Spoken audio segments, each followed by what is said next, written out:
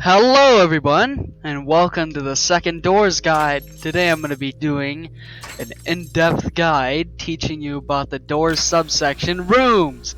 With that being said, let's lose some brain cells. The general concept of the rooms is an entirely new way to play doors. You start in a lobby where a green flashlight is purchasable for 10 coins. If you go into the rooms with a friend who died, they will revive when you go into the rooms.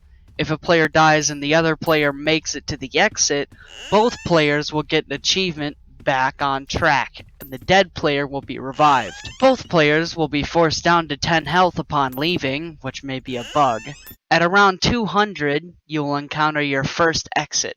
These exits will continue to spawn every 50 or 60 rooms all the way up until room 1000. After you reach room 300, coin piles will contain diamonds occasionally. Upon reaching room 1000, the player will see a small bridge leading to the door. On the bridge, there's a tablet.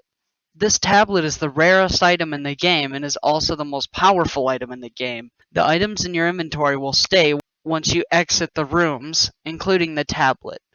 The rooms gradually get darker as you go, becoming pitch black at around A120. If a member of your team is carrying a flashlight with them as they enter the rooms, batteries will spawn around every 2 or 3 rooms with a random amount of batteries in them, so you could get like 4 batteries in one room if you got lucky enough.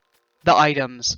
The gummy flashlight is an item exclusive to the rooms and acts as a substitute if you didn't bring a light source with you when you entered. It has an infinite battery, but there is one major downside.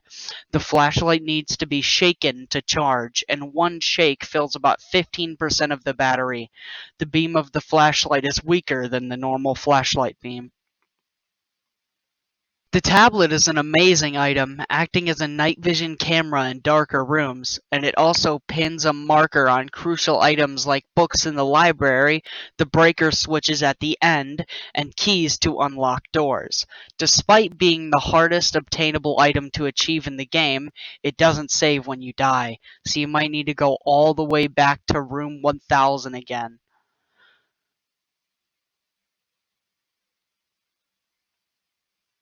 A60 is a monster that is a predecessor of the monster Rush and can spawn in any room that contains lockers.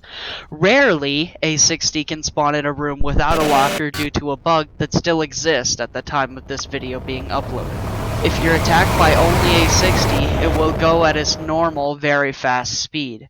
If you're attacked by A60 and AA90 at the same time, A60 will go half of its normal speed, giving you more time to hop into a locker. A90 is a monster that can spawn at any time while you play and is the only monster in this section not set to you opening doors. Once you see its face, it gives you less than half of a second to stop moving your camera, walk forward, switch items, or otherwise do any input that changes something about the game once the face switches to a stop sign and a loud audio plays. Aggressive A90, AA90, is a version of A90 that only shows up when another monster is present. The reason I know this is a different entity than A90 is that AA90 and A90 can appear at the same time. AA90 affects the other monsters, making them slower so it's fairer for the player. A120 is a monster that can only appear when the previous room has more than one locker inside of it, and when the player's room number is above 120.